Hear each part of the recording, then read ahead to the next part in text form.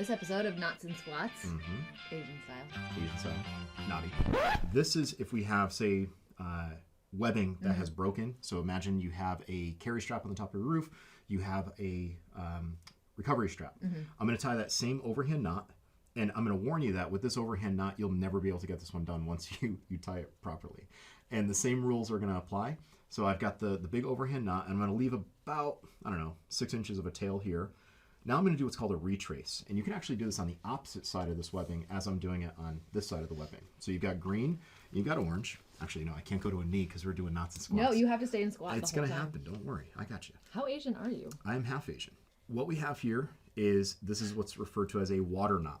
Okay, all I did was I did what's called a retrace, and a retrace is when I take this green webbing and I'm gonna pretend like You just mimicked it, right? I'm just following it back the way that it came. Okay, so imagine like it's on a set of railroad tracks and it's just following the tracks all the way around. So that comes around here, it goes around there, and then the last thing is it tucks under here.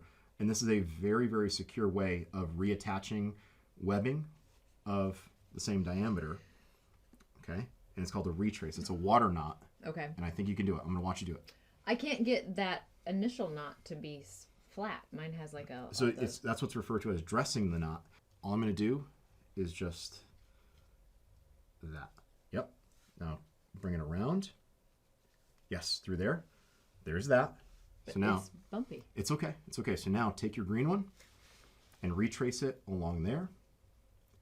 Follow it exactly the same way. Make sure it's laying flat and give yourself enough tail. Yep, keep going. All the way around. Good. And through this right here. Okay, so now, word of warning. This knot, once you shock it, once you load it, you'll never get the thing untied. Okay. You'll want to cut it. But in a worst case scenario, if you have to make a giant anchor, this would be the way of joining webbing together. It's a very secure way.